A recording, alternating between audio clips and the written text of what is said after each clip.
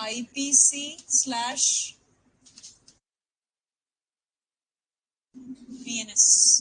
ठीक है। अब इसके अंदर हम लोग पहले BNS से शुरू करेंगे और फिर IPC को डील विद करेंगे साथ में, ठीक है जी।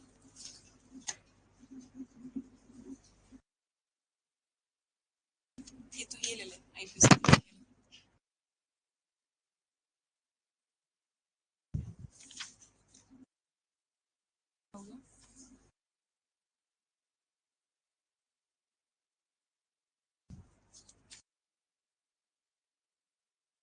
शुरू BNS जो है आपका, जो कि पुराना इंडियन पिनल कोड है, जो एक सब्सटैंटिव लॉ है, वही आपका BNS है, जिसको बोलते हैं भारतीय न्याय संहिता, ठीक है। 2023 की है।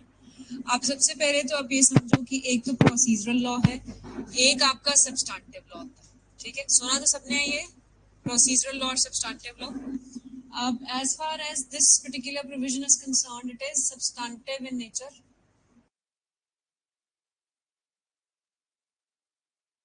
ठीक है। इसी का कॉरेस्पॉन्डिंग जो BNSS है /CRPC है, वो क्या है? Procedural in nature. और इन्हीं दोनों पे हम क्या करते हैं, आपका एक मैक्सिम यूज करते हैं, उबी जस इबी रेमेडी।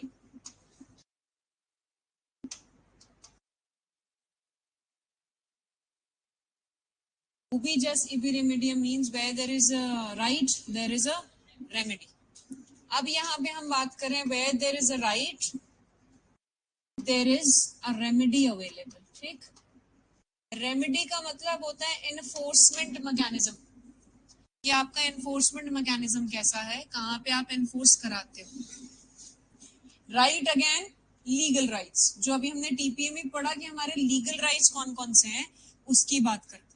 हर एक लॉ आपको कुछ राइट्स देता है, और अगर उन राइट्स को हम वॉयलेट करते हैं तो उनका रिड्रेसल मैकेनिज्म हमारे पास कहाँ पे मेंशन है, आपके प्रोसीजरल लॉ में रेमेडी के रूप में वो चीजें मेंशन की गई, ठीक है जी। दूसरी चीज एक और ध्यान रखना इसके अंदर, कि जब भी हम IPC/BNS को पढ़ते हैं, जो सब्सटैंटिव प्रोविजन है, उसमें दो टर्म्स बहुत इंपॉर्टेंट है जिसको अभी हमने यहाँ पे समझना है। वन इज कल्पेबिलिटी,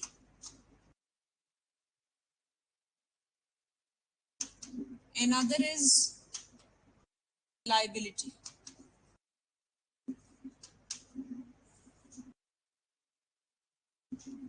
कल्पेबिलिटी का मतलब कि ऑफेंसेस कहाँ कहाँ पे किस नेचर से डिफाइन की गई है, ऑफेंसेस होती क्या है, दैट इज कल्पेबिलिटी।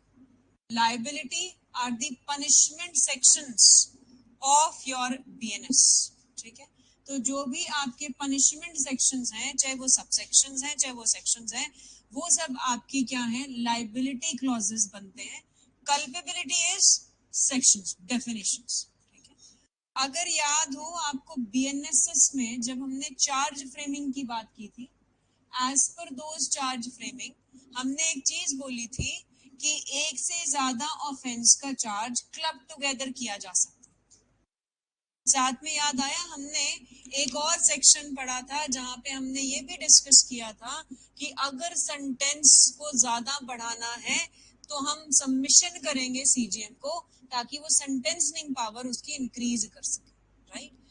अब ये सेंटेंसिंग पावर पता कहाँ से चलती है कि सजा कितनी दी जा सकती है, सजा होगी कैसे, प्लस कौन सा एक्ट आप लोगों का एक ऑफेंस में कल्मिनेट होगा।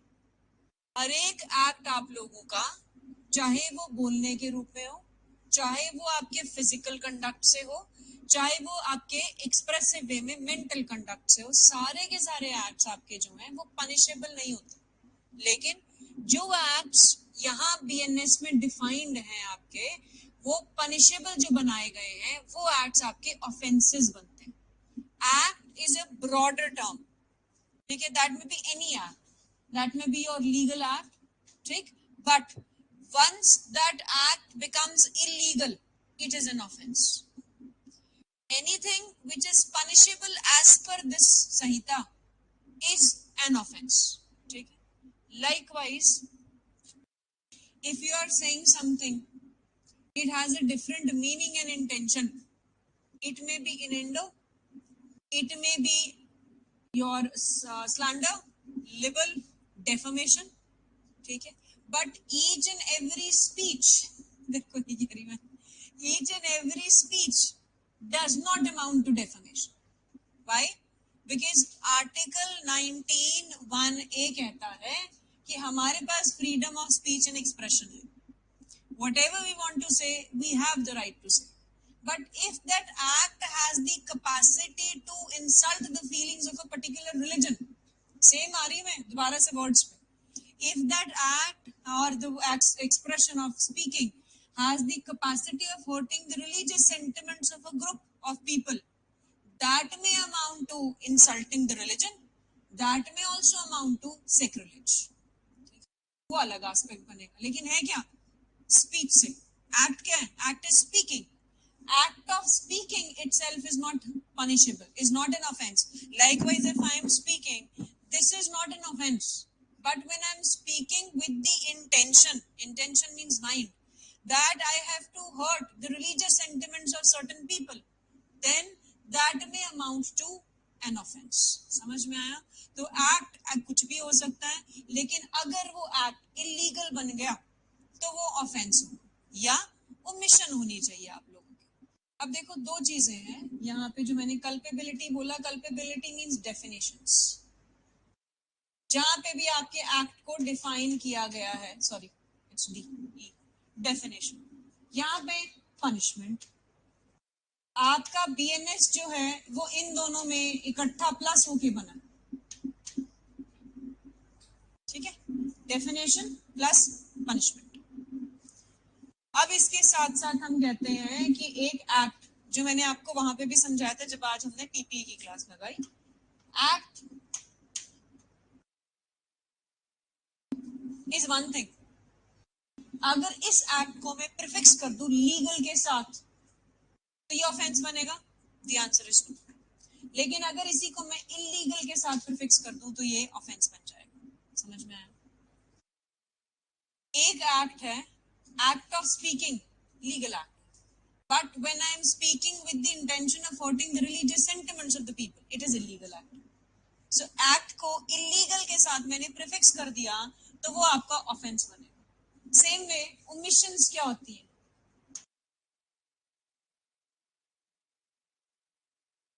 Omit to do your legal duty. अब यहाँ पे भी सारी ड्यूटीज की बात नहीं करते, फिर तो moral duty भी है, social duty भी है, इनकी बात नहीं कर रहे हैं हम लीगल ड्यूटी की बात कर रहे हैं. जिनके पास ये लीगल ड्यूटी है और उस लीगल ड्यूटी को ओमिशन कर दिया आपने, ठीक है, तब भी वो पनिशेबल होता है. Either a crime or an offense can consist of an act which is illegal in itself, or it may be your omission also, right? ये दोनों चीजें जो हैं, ये देखना जरा जाके बाहर किसका इलीगल एक्ट और ओमिशंस, राइट? ओमिशंस के आगे जनरली वो पूछते हैं आपसे सवाल कई बार इंटरव्यू में कि हम ओमिशन के आगे इलीगल क्यों नहीं प्रीफिक्स करते. वो कहते हैं ओमिशन में तो you were duty bound, you yourself omitted to do that duty, तो हमें इलीगल प्रीफिक्स करने की जरूरत ही नहीं पड़ती क्योंकि आपने ओमिट किया है क्या चीज जो आप बाउंड बाय लॉ हो करने के लिए आपने ओमिट कर दिया. दैट मींस आपने कहीं ना कहीं पे ओमिशन कर दिया. एक्ट के अंदर आपको नहीं पता चलता कि एक्ट क्या है. Likewise the same act of speaking may hurt the feelings, may not hurt the feelings, right? इसी तरीके से हमें एक्ट के पहले इलीगल लगाना जरूरी है. अब अगर मैं ऑफेंस की बात करूं तो ऑफेंस क्या है? Anything which is punishable as per this Samhita is an offence. तो देखा जाए तो जो इस संहिता के अंदर पनिशेबल है वो ऑफेंस है, जो इस संहिता के बाहर है वो ऑफेंस नहीं है. Getting my point? तो अगर वो ऑफेंस नहीं है तो वो स्पेशल लॉ में हो सकता है, लोकल लॉ में ऑफेंस हो सकता है, लेकिन वो आईपीसी में आएगा कि नहीं वो देखना. इसके लिए हमें 3 सर्कल्स ड्रॉ करने पड़ते हैं और उन 3 सर्कल्स में हमें लॉ को समझना पड़ता है. ठीक है, अब वो ड्रॉ करेंगे. यहां तक समझ में आ रहा है?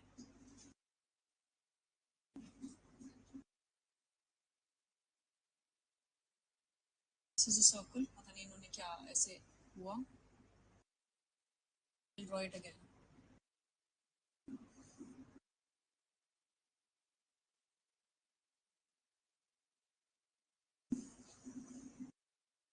That is mala in say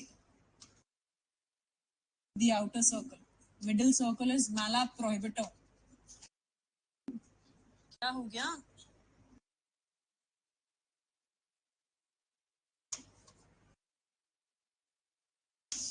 And the innermost circle is BNS/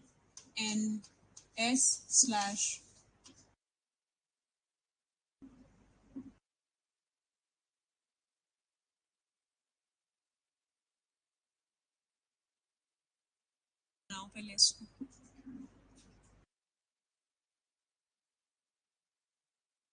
बताऊंगी, पहले बना तो ले.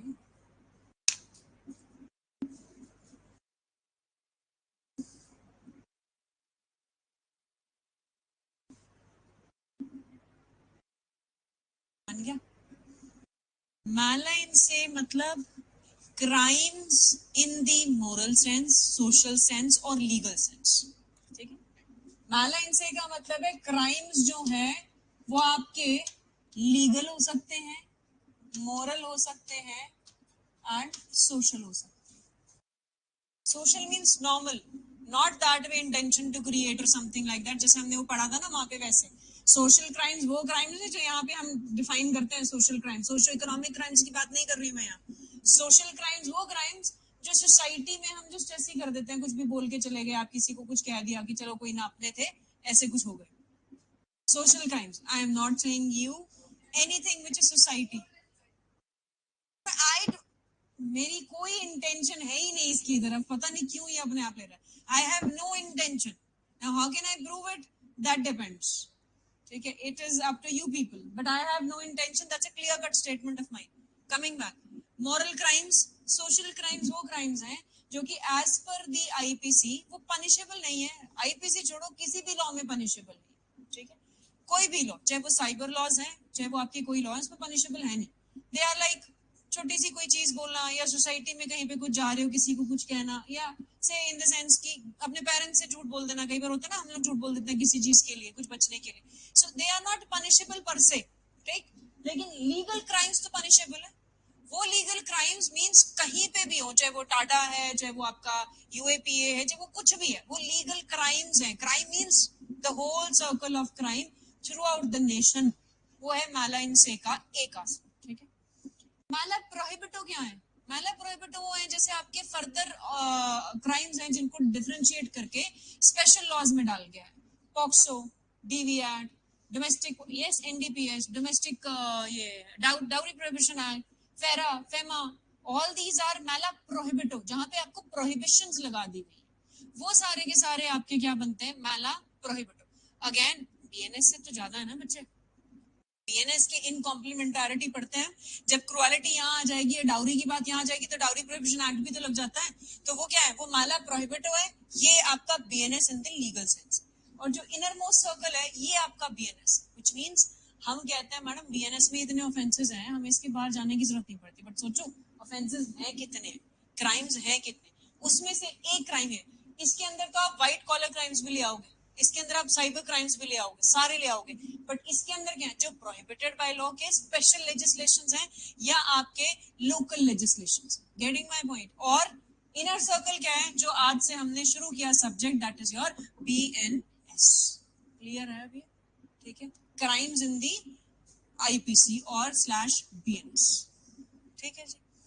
अब दो चीजें और जो कि असेंशियल एलिमेंट्स बनती हैं क्राइम का, आज बेसिक ही पढ़ाऊंगी ताकि आपको ओवरव्यू मिलता चला जाए. इंटेंशन क्या है, एक्टस रियस, मेंस रिया, ये सब क्या है, एग्जांपल्स डिस्कस करें.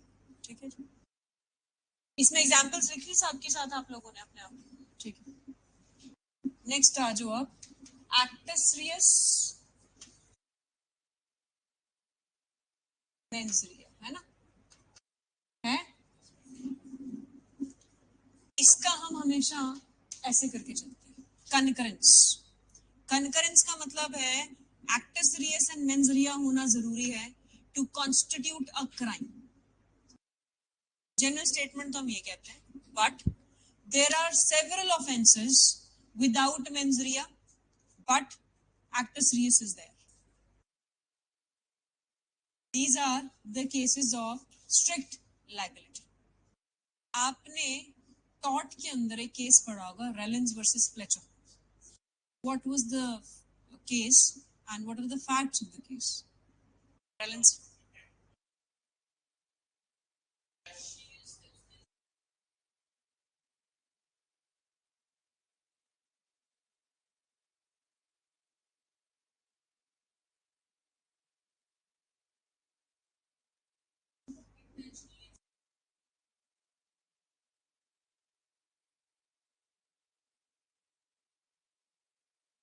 That may affect the other. Yes. Absolute liability का principle raise किया था, ठीक है.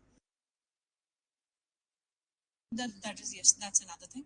But normally यहाँ पे वो था जहाँ पे पानी जो है वो overflow किया था, shaft जो है वो टूट गए थे. हाँ जी. गीले कर दिए, सारे खराब हो गए थे, डैमेज हुआ था उसको.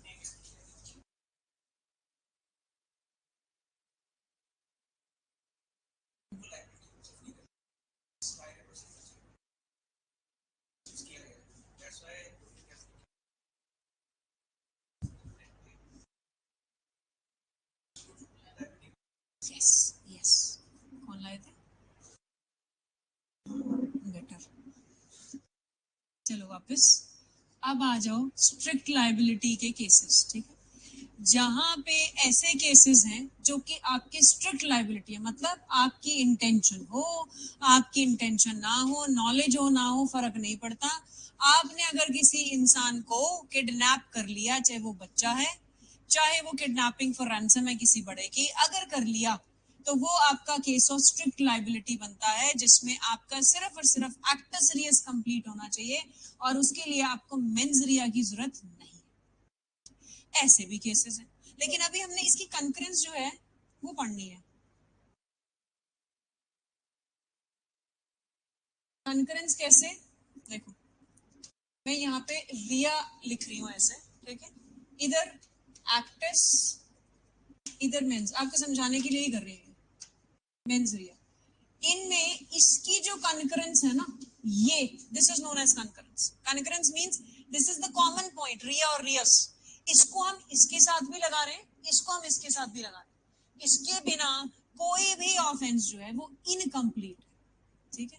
अब आप कहते हो, जो आपको सिंपल लैंग्वेज में पता है, आप लोग क्या बोलते हो? आप बोलते हो कि जी मेंस रिया तो आपका माइंड है, guilty mind.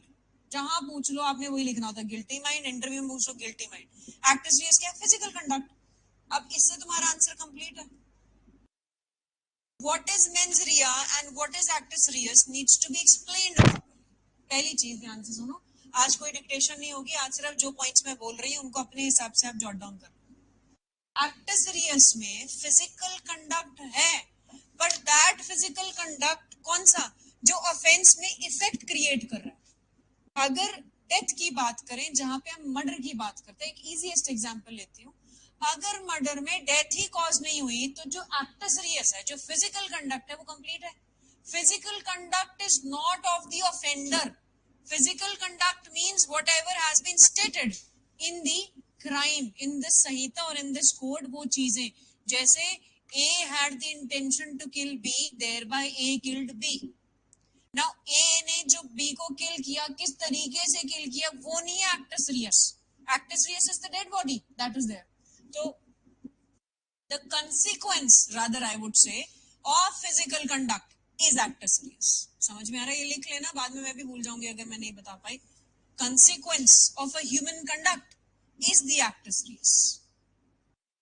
Sometimes words comes up and वो दिमाग में ऐसे instincts में आ जाते हैं.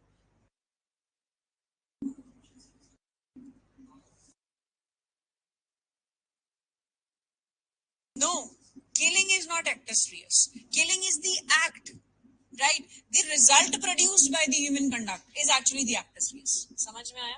तो एक्टस क्या है? एक्टस रियस आपका जो मैंने जो एक्ट किया उससे जो रिजल्ट प्रोड्यूस हुआ, वो रिजल्ट जो है वो आपका एक्टस रियस, ठीक है. तो dead body is the actus reus in your culpable homicide also and murder. अब आ जाओ, ये तो फिर भी थोड़ा सा आप इजीली डिराइव कर लेते हो. जब हम बात करते हैं ना प्रॉपर्टी की रिलेटेड, तो हम कहते हैं कि जी प्रॉपर्टी जो है आपने डिलीवर कर दी. सपोज चीटिंग की एग्जांपल लेते हैं. चीटिंग में मैंने तुम लोगों को कोई जानबूझ के कुछ ऐसे हवा में फैलाया कि हाँ जी ये बड़ी अच्छी प्रॉपर्टी बिकेगी, ये होगा वो होगा, जिसके कारण तुमने प्रॉपर्टी डिलीवर कर दी. Delivering of the property is actually the actus reus. Before that, whatever I am saying, doing is not actus reus. That is not whatever is there. लेकिन मेरा human conduct, जिस तरीके से तुम लोगों को इंड्यूस करके मैंने डिलीवर करा लिया, that delivery becomes the actus reus. Of course, it can be. So the result of whatever I'm having the intention is produced. That is actus reus. तभी तो concurrence है ना. ये मेरा desired result है. जो मैंने सोचा है वो डिजायर्ड रिजल्ट प्रोड्यूस हो गया क्योंकि एक्टस रियस अचीव हो गया. तो that is what the desired result is all about. समझ में आया? अब आ जाओ मेंस रिया. आया मुस्कान एंड भावना. अब मेंस रिया क्या है? मेंस रिया में ना बेसिक चीजें समझनी है अभी एग्जाम्पल के हिसाब से. देखो हर बार आप लोग कहते हो ma'am intention, knowledge, reason to believe, तो मेंस रिया. आप कहते हो इंटेंशन प्रूव कैसे करोगे? Suppose I have an intention that's here in my mind. How can you जज it? Normally no, but the manner of the conduct, the way I am behaving in a particular situation, उससे जज कर सकते हो. पुरानी history trace करके कि हाँ जी इस तरीके से इसके साथ डिस्प्यूट हुआ था, इस डिस्प्यूट में, लड़ाई झगड़े में इसने ये चीज बोली थी, और इसके बाद से इन लोगों के बीच में, फैमिलीज के बीच में भी टसल रहने लग गया था, एंड इसने बोला था कि any day whenever I will get an opportunity मैं इसको व्हाटसोएवर. इंटेंशन गैदर हो रही है. Means intention no doubt is considered to be the highest degree of mind, but how it is proved वो एविडेंस का हिस्सा. So whenever it is proved by the chain of circumstantial evidences which is so strong and complete, आपका mens rea complete हो जाता है. Somebody says that dead body मिली, ए को वहां पे पाया गया, ए किल्ड भी, और सबसे इंपॉर्टेंट चीज आती है प्रोसिक्यूशन के अंदर that A had the intention to kill. Most important. अब how will you disprove that A had no intention to kill? No previous motive, nothing else. ना तो उसका कोई मोटिव था, ना उसका कोई प्रीवियस कंडक्ट ऐसा था, ना उसका कोई सब्सिक्वेंट कंडक्ट आफ्टर दैट भी ऐसा कुछ हुआ. ये सारा प्रूव करोगे ना. देन ये सब प्रूव करने के बाद आपकी क्या प्रूव हो रही है? Mains Riya. So intention cannot be proved. It is actually the facts and circumstances which needs to be proved by the facts and circumstances of each and every case. Knowledge क्या है? Knowledge is few degrees lesser than intention. And in the same way, reason to believe.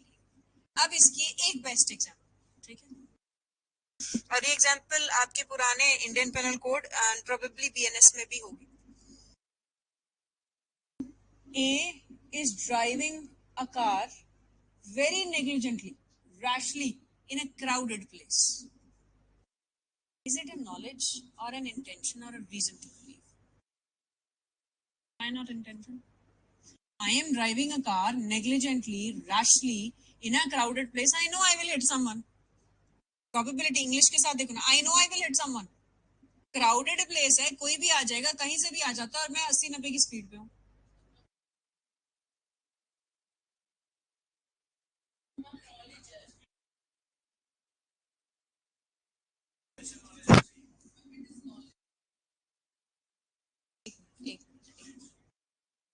अच्छा ठीक है, कोई बात नहीं. अभी तुम कह रहे हो ये नॉलेज है इन अ क्राउडेड प्लेस, ठीक है. आने दें, इनको अपने एग्जांपल्स पे चेंज करेंगे वर्ड्स, ठीक है. सेकंड सेम ही लेते हैं. As per the statement, what I have given is that this is knowledge when A is driving negligently, rashly in a crowded place. एक minute. Second, same. A is driving in a crowded place, ठीक है, with some care and caution, with some care and caution. However, he is driving rashly. Knowledge, intention, or reason to believe? Knowledge again. Knowledge. Now it is intention. Cautiously he is driving, but rashly. ठीक है, बताओ भाई second example, knowledge, ठीक है। Third, he is driving very cautiously in a proper speed which can be controlled there and then. However, he is driving in a crowded place. What it is? Knowledge? Reason to believe? Sure. मेरे expressions पे मत जाना, मैं भी बता रही हूँ। मेरे एक्सप्रेशंस पे गए तो आंसर गलत करोगे, कुछ भी नहीं है तो बेटा। नहीं, इतने भी एक्सप्रेशंस को ऐसे नहीं लेना मेरे। रीजन टू बिलीव, ठीक है, जो तुमने बोला। फिर इंटेंशन कहाँ गई? हिंदी में बोलती हूँ, रुक जा, समझ में आएगी। मैं बहुत स्पीड में, बहुत ज्यादा स्पीड में गाड़ी चला रही हूँ और मुझे पता है कि ये क्राउडेड प्लेस है, कोई ना कोई तो पक्का आएगा ही आएगा। इंटेंशन नहीं है मेरी। और इंग्लिश में क्या बोला था मैंने? गलत बोला था मैंने कुछ? बच्चे फर्क समझो। दूसरा, मैं कॉशियसली चला रही हूँ, क्राउडेड प्लेस में चला रही हूँ, लेकिन कोई ना कोई तब भी आ सकता है और वहां पे। अब इंटेंशन नहीं है सर, डिग्री कम हो रही है, डिग्री कम हो रही है मेरी। बच्चे लाइकलीहुड और प्रोबेबिलिटी भी छोड़ दो, उसको क्यों कंफ्यूज कर रहा है? डिग्रीज देखो, अपनी स्टेटमेंट में डिग्रीज देखो और छोड़ दो। एक सिंपल एग्जांपल जो तुमने आईपीसी में रटी हुई है। ए गया हंटिंग करने के लिए जंगल में, ठीक है, बुशेस के पीछे उसको लगता है, और ध्यान से सुनना, अब आओगे अपनी अपनी आवाज पे सारी चीजों पे बोलना। उसको पीछे समझ में आ रही है कि इंसान बोल रहा है किसी फोन पे, और फिर भी मार देता है, ठीक है। उसको मिक्स आवाज आ रही है कि शायद इंसान है या शायद जानवर हो सकता है। नॉलेज, रुक जा, फ्रेंड्स में नहीं आना, मेंजरिया पे रह। तीसरा, उसको ये चीज दिख ही नहीं रही कि इंसान है ही नहीं, उसको 1% भी शक नहीं है इंसान नहीं है, उसको लगता है जंगल में। कैसे आई ये स्टेटमेंट? बराबर सेम सेम एग्जांपल उसमें क्यों नहीं लगा रहे? रैश नेग्लिजेंट ड्राइविंग में दोनों में डिफरेंशिएट करो, अपने आप समझो इस चीज को। पहले ही मैंने बोला, एक यहाँ पे ड्रॉ करते हैं, चलो, ड्राइंग तो अच्छी नहीं है मेरी, बट चलो let's see. A has gone into a jungle, इसके पीछे यहाँ पे ऐसे बुशेस सी बनी हुई है, ठीक है, ये बुशेस है सारी। यहाँ पे जो बी है ना, वो फोन पे लगा हुआ है, ठीक है, और इसको सुन रहा है अच्छे से कि इंसान है, फोन पे लगा हुआ है, और ये कहता है रुक, शूट। इंटेंशन। बच्चे, इंटेंशन का ये मतलब नहीं है कि मेरी इसके साथ दुश्मनी है। यहाँ पे मैं सिर्फ इंटेंशन बताना चाह रही हूँ कि इसको सब कुछ पता था, शॉर्ट होने के बाद भी इसने गोली चलाई। सेकंड, इसको सर्टेनिटी नहीं है कि ये फोन पे है या कोई एनिमल है। हाँ, इसको आवाज ऐसी आई है कि मिक्स हो सकता है। Knowledge, he has no intention, no knowledge, मतलब एक लीस्ट डिग्री का इंसान भी ये नहीं सोच सकता कि इसके पीछे कोई इंसान छुपा हो सकता है। देन रीजन टू बिलीव, आया समझ में? Same way, A is driving in a crowded place. Crowded place का क्या मतलब होता है? स्कूल के बाहर और चीजों के बाहर, और आप चला रहे हो rationally negligently, you have the intention कि जी लगेगा ही लगेगा। 110% रिजल्ट देखो ना, सर्टेनिटी है उसकी कि होगा ही होगा।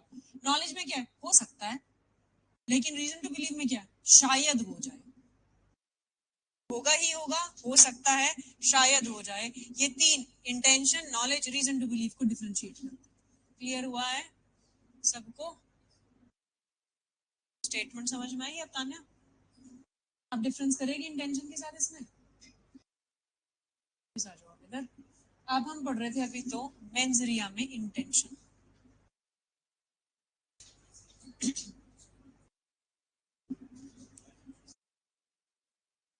इंटेंशन, इलविल, गुडविल, हाँ बोलो।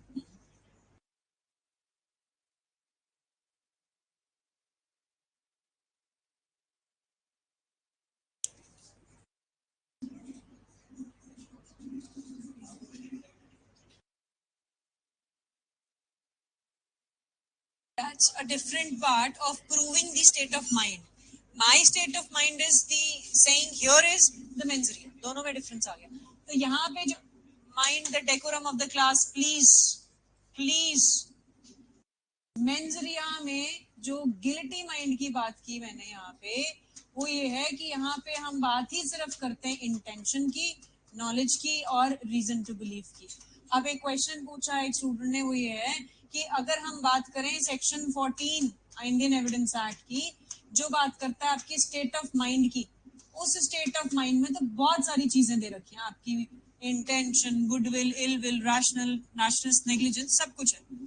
तो वो जो चीजें हैं उसकी और यहाँ पे इंटेंशन में डिफरेंस क्या है? देखो बच्चे, वो एक प्रोसीजरल लॉ का एस्पेक्ट है जहाँ पे हमें उस माइंड को प्रूव करना है। प्रूव करना कैसे है?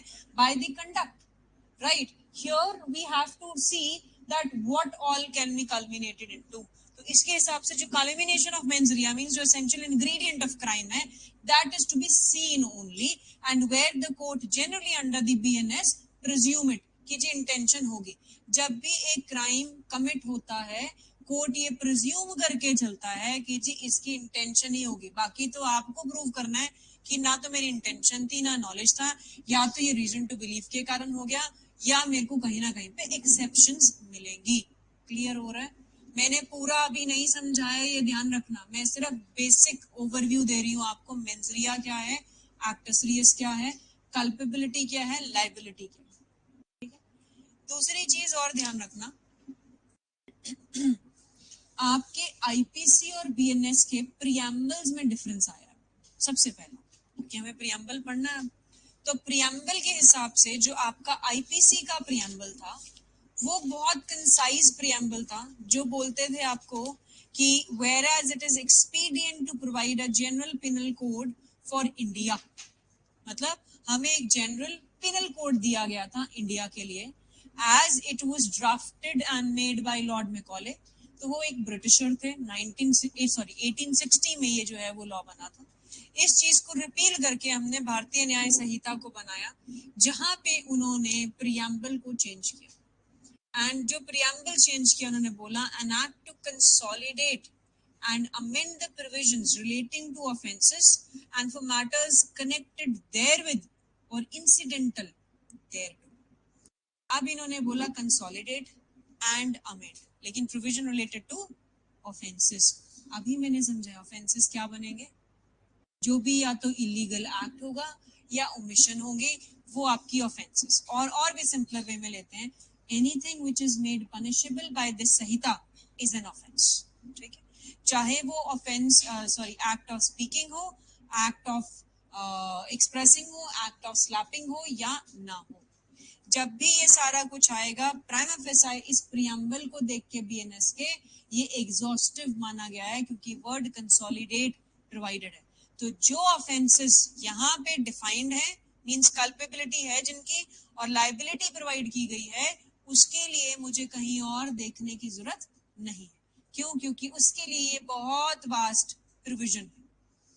दूसरा एक और ध्यान रखना जी, ऐसे नहीं दिया, there are 3 words in the preamble that should be there. However, अगर एक दो वर्ड्स नहीं भी हों तो उससे फर्क नहीं पड़ता। लाइकवाइज कई बार डिफाइन मिसिंग होता है, कई बार कंसोलिडेट मिसिंग होता है, कई बार अमेंड मिसिंग होता है। अमेंड डिफाइन का जो रिजल्ट है वो इतना बुरा नहीं होता जितना कंसोलिडेट मिसिंग हो तो होता है। अमेंड और डिफाइन ना मेंशन किए गए तो भी आपका लॉ, मैंने बोला है, डायनेमिक होता है इन नेचर, वो हमेशा चेंज होगा with the changing scenario. Define अगर यहाँ डेफिनेशन नहीं भी दी तो हम इसकी definition throughout general clauses act plus the other laws के साथ हम ले सकते। बात बची कंसोलिडेट की। कंसोलिडेट वर्ड अगर हम इसमें ना मेंशन करें तो वो कहते हैं कि जी फिर ऐसे केसेस के अंदर आपका जो है वो एक्ट खुद में इंडिपेंडेंट नहीं होता, वो इनकम्प्लीट माना जाता है, एग्जॉस्टिव इन नेचर नहीं होता। समझ में आया यहाँ तक? Shiv, mens rea, okay, I will repeat that. Mens rea guilty mind है लिटरल मीनिंग में। तो मेंजरिया का मतलब आपके यहाँ माइंड की चीज जो है वो चेक करना, और मेंजरिया को हम लोग बहुत वे में डिफाइन करते हैं। Voluntary mens rea, fraudulently mens rea, dishonestly mens rea, आपका intention, knowledge, reason to believe, ये भी मेंजरिया। अब मैंने कोई काम वॉलेंट्री किया है, वो तो तुम बोल रहे हो ना, लेकिन उसको प्रूव कैसे करोगे? याद करो, जब हमने आपका बीएनएसएस पढ़ा था और सीआरपीसी पढ़ा था, जिसमें हमने रिकॉर्डिंग ऑफ कन्फेशन की थी कि that is to be done by the judicial magistrate, उसमें हमने बोला था ना that judicial magistrate is under a duty to do what, to tell him that you are not bound to ascertain कीजिए voluntary है कि नहीं. अब वो ascertain करेगा कैसे कि ये वॉलंटरी है कि नहीं. Voluntariness can be ascertained again by the facts and circumstances of each case. क्योंकि ये जितने भी आपके मेंजरिया है ना बच्चे, ये सब क्वेश्चन ऑफ फैक्ट है.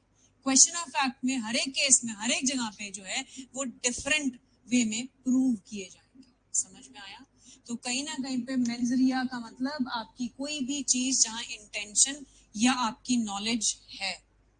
क्लियर है अक्षय?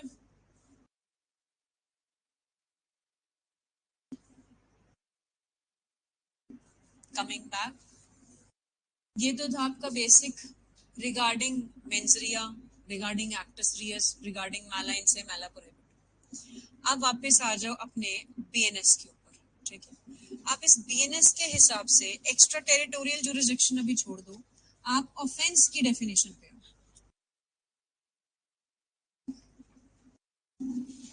कौन से उसमें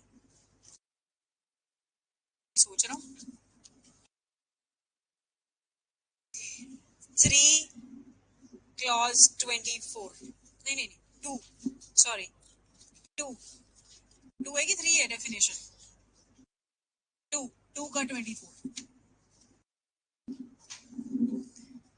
ठीक है, इसके साथ आप निकालो सेक्शन 40 आईपीसी.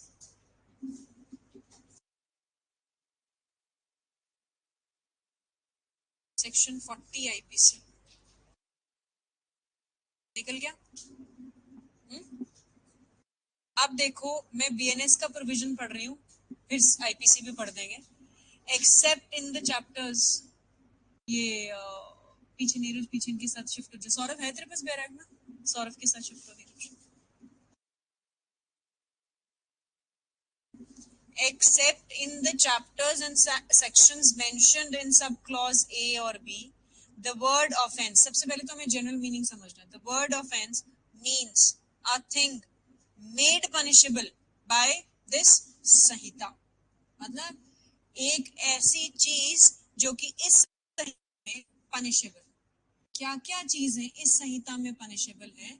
अगर आप इंडेक्स देखोगे तो sexual offences punishable, offenses against human body punishable, offenses against property punishable, offenses done with disobedience to the lawful servants punishable, offenses against state punishable. Means सारा कुछ बीएनएस के अंदर हर एक एक्ट वो डिफाइंड है जिसको कहीं ना कहीं पे आपने पनिशेबल बनाया है.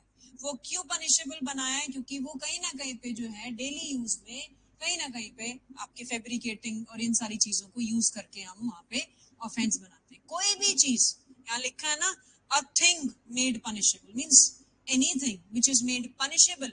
कल्पेबिलिटी जहां दे दी और उसकी लाइबिलिटी साथ में दे दी तो वो पनिशेबल बन जाएगा.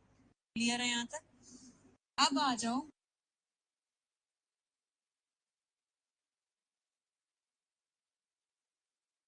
ओमिशन. एक भी हो सकती है,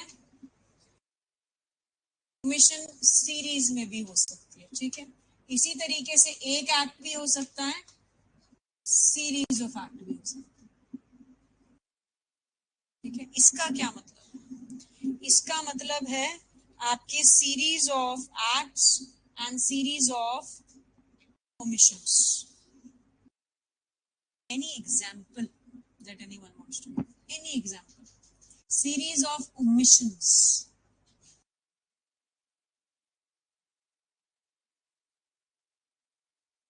Forget about IPC, I'm saying right now. Just tell me the omissions where a person had a legal duty and that legal duty has been violated. It may be civil, it may be criminal. चलो और easy कर दिया.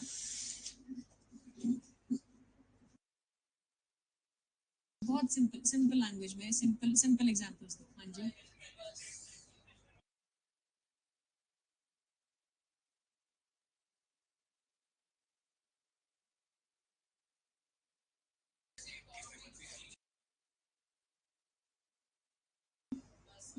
चलो.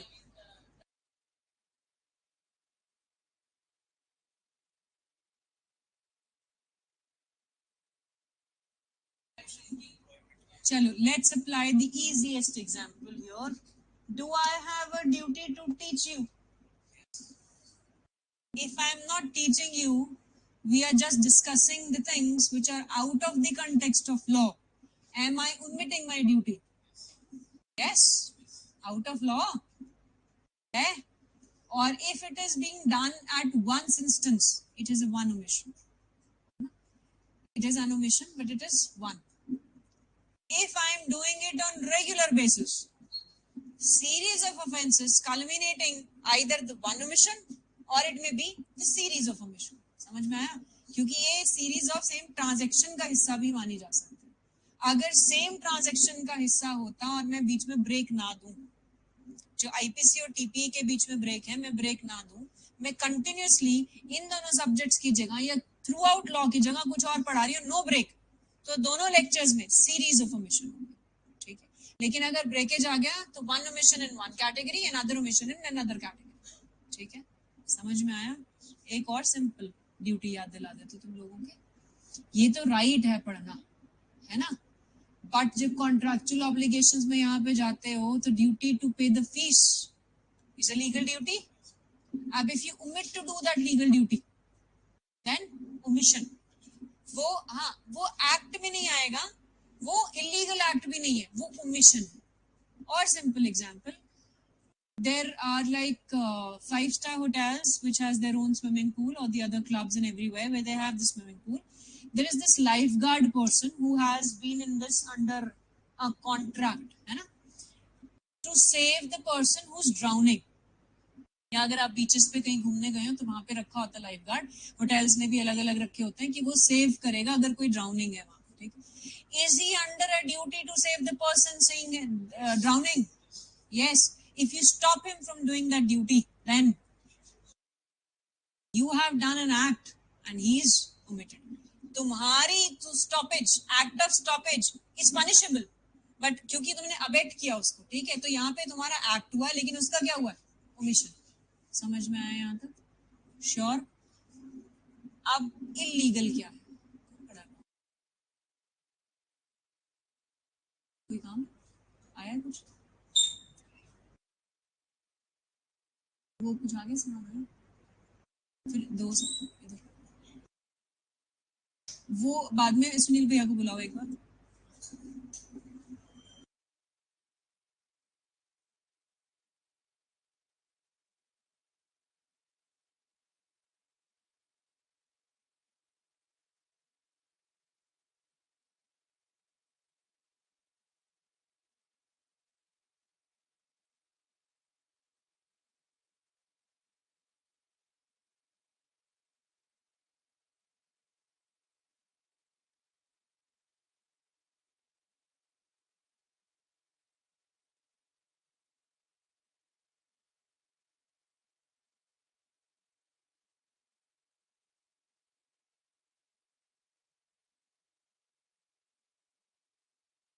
चलो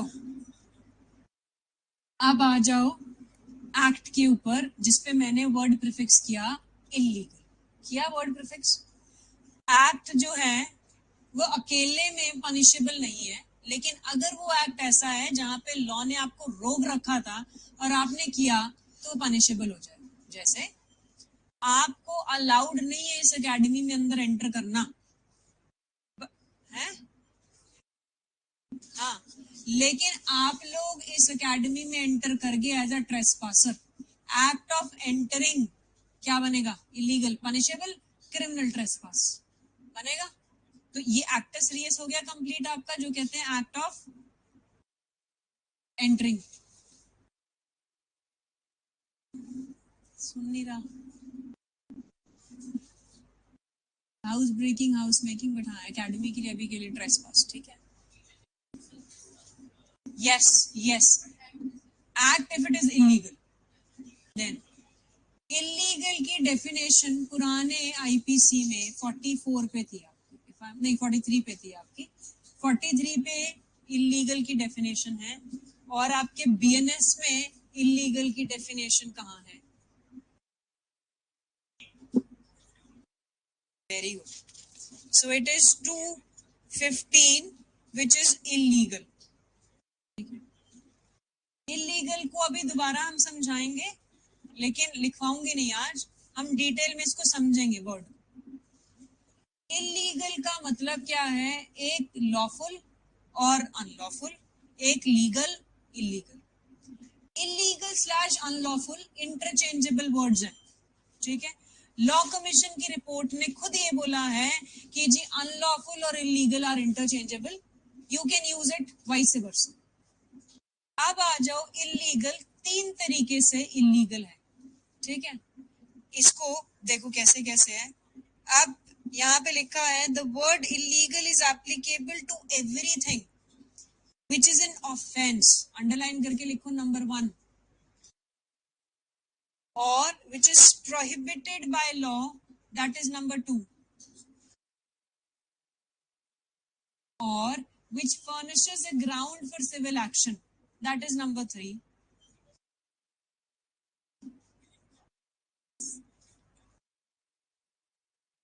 ठीक है जी, यहां तक आया समझ में? तीन चीजें बनी। इलीगल क्या है? जो खुद में ऑफेंस है, या जो प्रोहिबिटेड बाय लॉ है, या जो आपको ग्राउंड फॉर सिविल एक्शन दे। सिविल एक्शन मीन्स टॉट, simple. Be prohibited by law, अभी पढ़ा था यहाँ मैला प्रोहिबिटो हमने। एस्पिरेट मैला प्रोहिबिटो क्या है आपका? Any law which prohibits something, Dowry Prohibition Act, Domestic Violence Act, FERA, FEMA, prohibited by, ठीक है। अब जब मैं इसको पढ़ूंगी, इसके साथ बाद में हम आगे ऐड ऑन करेंगे बहुत सारी चीजें, लेकिन इसको देखो क्या मतलब। जो खुद में ऑफेंस है वो तो इलीगल है। Act of stabbing a person illegal in itself, क्यों? क्योंकि वो ऑफेंस आईपीसी में डायरेक्ट पनिशमेंट, ठीक। दूसरा इलीगल प्रोहिबिटेड बाय लॉ है, dowry is prohibited as per the dowry prohibition act, लेकिन आप डाउरी ले रहे हो, इलीगल है। Which gives you a ground for civil action, आप न्यूसेंस कर रहे हो, ठीक है, या नेग्लिजेंस कर रहे हो, ठीक, या टॉट ऑफ ट्रेसपास कर रहे हो, टॉट ऑफ डेफामेशन कर रहे हो, कहीं ना कहीं पे ग्राउंड फॉर सिविल एक्शन है, इलीगल बनेगा। और कुछ ऐसी चीजें हैं जो कि आईपीसी में स्लैश बीएनएस में पनिशेबल, जैसे डेफामेशन सिविल भी है, डेफामेशन क्रिमिनल भी है। In the same way public nuisance criminal भी है और न्यूसेंस सिविल भी है। इसी तरीके से नेग्लिजेंस क्रिमिनल भी है और सिविल भी है ना। To malign the reputation of a person, that is also defamation. अब वो डेफामेशन में दोनों जगहों पे कल्मिनेट हो रहा है, कहाँ कहाँ पे? सिविल में भी, क्रिमिनल में भी। तो मैं क्रिमिनल में ऑफेंस के रूप में जाऊंगी, सिविल में कहाँ जाऊंगी? टॉट के रूप में, डैमेजेस क्लेम करूंगी, ठीक है। So illegal act is that act which is number 1 either an offense in itself, where offense defined to clause 24, which state a thing punishable under this Sahita is an offense. ध्यान से चीजें सुनना, अगर illegal word की linkage with the word जो मैं बोल रही हूँ समझ में आ गई तो आपको समझ में आने लग जाएगा। Illegal means three things, which is an offense in itself. What is offense? Things punishable as per the Sahita. है। Second, which is prohibited by law. Prohibited by law में भी any वाला prohibito act. Third, which gives you a ground for civil action. Civil action के लिए tort of defamation, tort of nuisance, tort of negligence, so on and so forth. Clear है यहाँ तक सबको? अब जब हम ये इलीगल वर्ड पढ़ते हैं ना, इलीगल वर्ड को जहां पे भी इलीगल यूज होगा थ्रू आउट दी संहिता, आपको ये देखना पड़ेगा कि वो इलीगल इन तीनों में से किस कंटेक्स्ट में यूज हुआ। Getting my point? और इसको समझने के लिए आप निकालो 61 BNS.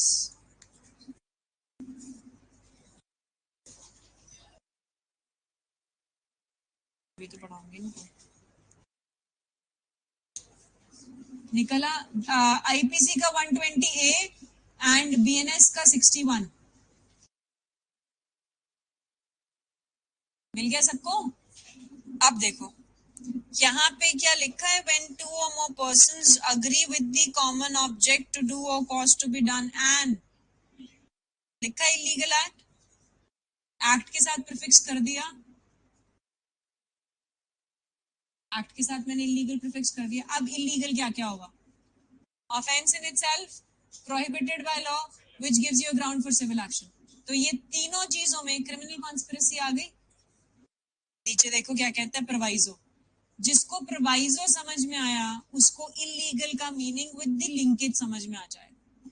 Provided that no agreement except an agreement to commit an offence shall amount to criminal conspiracy unless some act beside the agreement is done by one or more parties to such agreement in pursuance thereof. अब पहले मेरी दो statement सुनना, फिर उन दो statement से आगे समझना. Mere agreement to enter into a conspiracy to commit an offence is punishable in itself.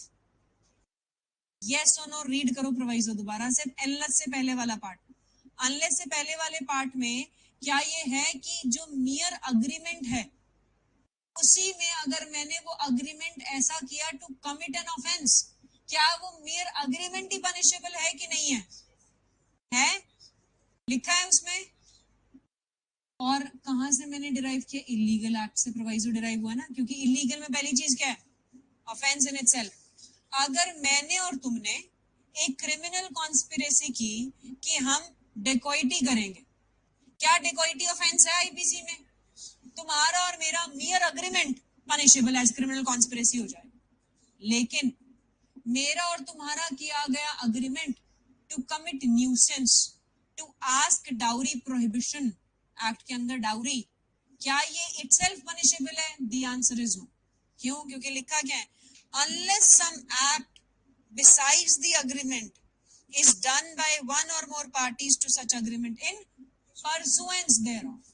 मतलब उसके एक्ट के लिए तुमने कुछ एडिशनल काम और किया है परसुएंस में, तो मेरे वो जो दो वर्ड्स नीचे इलीगल के छूट गए थे उसमें फिर क्रिमिनल कॉन्स्पिरेसी के लिए आप लायबल होगे. कैसे? एग्जाम्पल, इजीएस्ट एग्जाम्पल जो मैं हर बार देती हूँ, पहले वो समझेंगे, फिर मैं एक पीसी एक्ट की एग्जाम्पल दूंगी. ठीक है, बट पहले इजी वाले लेंगे. हम लोगों ने एक प्लान बनाया कि हमें न्यूसेंस क्रिएट करनी है एडीए बैच में. Simple, criminal conspiracy. अब भूल जाना कि ये न्यूसेंस आपकी पनिशेबल अंडर दिस संहिता है, वो नहीं है, क्योंकि अगर ये वो होगा तो ये मियर अग्रीमेंट पनिशेबल हो जाएगा. हम टॉट ऑफ न्यूसेंस की बात कर रहे हैं. ठीक है जी, हमने बना लिया, बनाने के बाद हम सब घर चले गए, भूल गए. क्या ये पनिशेबल है as per this? The answer is no. इसके साथ साथ कुछ एक्ट करना पड़ेगा हमें इन फर्दरेंस ऑफ इट. हम लोगों ने क्या किया? उस न्यूसेंस के लिए हम लोगों ने स्पीकर्स परचेज कर लिए. क्या हमने एक्ट इन फर्दरेंस ऑफ ये क्राइम किया है? तो वो तब punishable.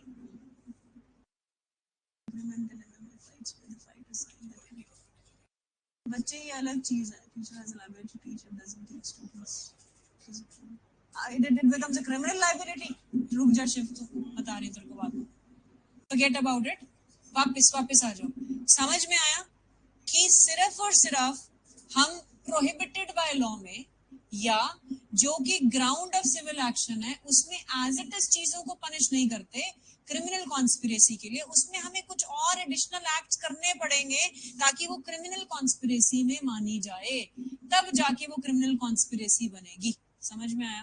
Another prevention of corruption act में सेक्शन 7 है, इलीगल ग्रेटिफिकेशन. ग्रेटिफिकेशन का मतलब जब आप एक पब्लिक सर्वेंट को ब्राइब करने की कोशिश करते हैं, ब्राइब के लिए. ठीक है, तो जब वो ऐसा कुछ होगा तो उसमें हम कह रहे हैं कि जी हम लोगों ने डिमांड भी की थी, उसकी एक्सेप्टेंस भी होनी चाहिए.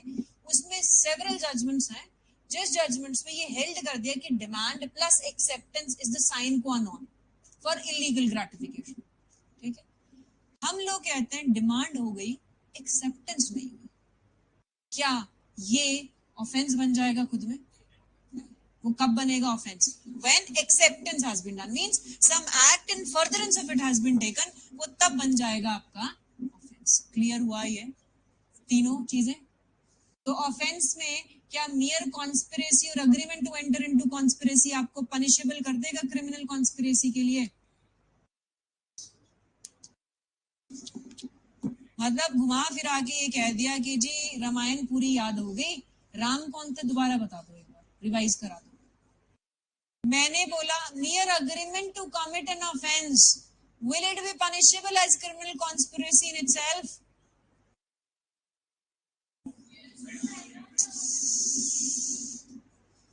मैं कुछ समझा नहीं पाई, मेरे को कुछ चढ़ गया कि तुम्हें खाने की खुशबू चढ़ के कुछ दिमाग में नहीं आ रहा है। क्या बोला है फिर मैंने? बोला क्या मैंने statement? Again, my statement is same. Mere agreement to commit an offense is punishable as criminal conspiracy per se. Yes or no? How many of you are saying yes? Raise your hands properly. अंकित को समझ नहीं आया ये concept, समझ नहीं आया ना अंकित?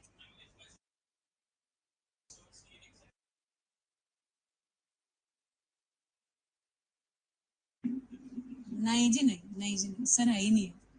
ये होता तो क्रिमिनल कॉन्स्पिरेसी का तो मीनिंग बदल दिया होता आपने। ये नहीं है सर, इंटेंशन ही नहीं है ऐसी कोई लेजिस्लेचर की, अनलेस सम अग्रीमेंट और some act in furtherance of the agreement. दूसरे वाले कौन से agreement? Which is apart from, देख बच्चे लाइन से ही पता चल रहा है, provided that no agreement except, देखना पहली exception, except an agreement to commit an offence. अब मैं उसको हटा रही हूँ, एक्सेप्ट वाले को मैं पढ़ रही हूँ, provided that no agreement shall amount to criminal conspiracy unless some act besides the agreement is done by one or more parties to such agreement in pursuance thereof।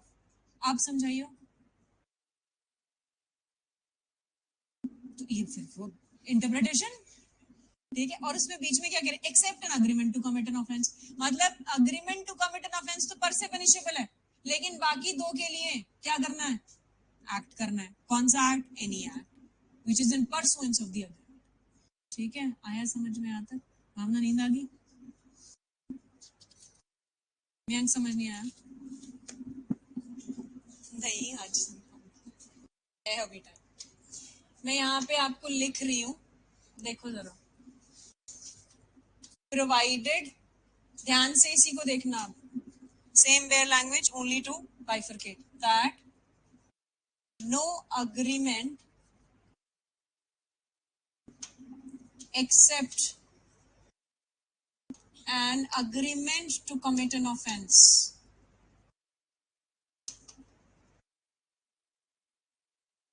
shall amount to criminal conspiracy। लिखा है यहाँ पे, इसका मतलब क्या interpretation निकालोगे, बस इतनी बता दो। mere agreement to commit an offense पर से पनिशेबल है as criminal conspiracy, लेकिन वो कहते हैं कोई agreement shall not amount to criminal conspiracy unless some act has been done in pursuance thereof। एक unless अलग एक्सेप्शन है, एक एक्सेप्ट अलग एक्सेप्शन है, दो एक्सेप्शन है प्रोवाइजो में। पहली एक्सेप्शन कि mere agreement to commit an offense is punishable as criminal conspiracy पर से, लेकिन दूसरी के लिए आपको एक्ट करना पड़ेगा। क्यों? क्यों दोनों अग्रीमेंट अलग लिखे हैं बच्चे? ये अग्रीमेंट और इस अग्रीमेंट में फर्क क्या है? Word is illegal. इलीगल से तीन ड्राइव हो रहे थे ना, क्या क्या तीन? जल्दी बोलो। which gives you a ground for civil action। ठीक है, तो जो ग्राउंड फॉर सिविल एक्शन और प्रोहिबिटेड बाय लॉ है, उन अग्रीमेंट के लिए आपको इन परसुएंस जाना है, दूसरे के लिए आपको इन परसुएंस नहीं जाना। भैया जी सब ठीक है? सबको हो गया? श्योर? आप लोगों का पक्का? ठीक है, आप ऐसे स्माइल कर रहे हो कि शायद नहीं हुआ, बता दो अभी भी। ठीक है, ठीक है जी, यहाँ तक समझ में आया आप लोगों को? अब इसको तो एक एग्जाम्पल के रूप में मैंने यहाँ पे डील किया है, क्रिमिनल कॉन्स्पिरेसी खत्म नहीं करा, इलीगल वर्ड को मैंने खत्म करा। इलीगल की डेफिनेशन रेड विद 61, किसी को जिसको समझ नहीं आई प्लीज रेज योर हैंड। अभी कंसेप्ट अभी खत्म होगा ये, इसके बाद मुझे कहना मत इसकी डिक्टेशन में कराऊंगी। Anyone who is having any problem? अगर मैंने कल क्वेश्चन पूछ लिया और जिसको नहीं आया वो क्लास से बाहर है। हाँ, अब बताओ। नहीं, तेरे को क्यों देखूंगी? If a public servant asks for money to do some work and then changes his mind and money is caught up by anti-corruption department, is he liable? हाँ, ले कमाल होगी। If he changes his mind, that needs to be proved. That money is actually being found there.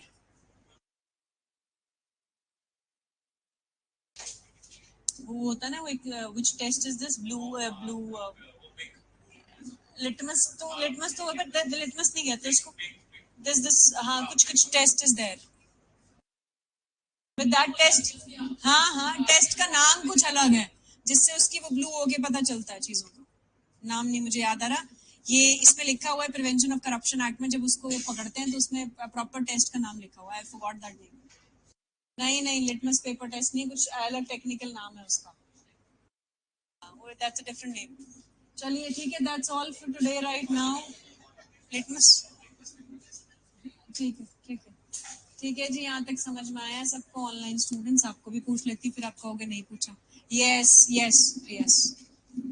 That's very right Piyush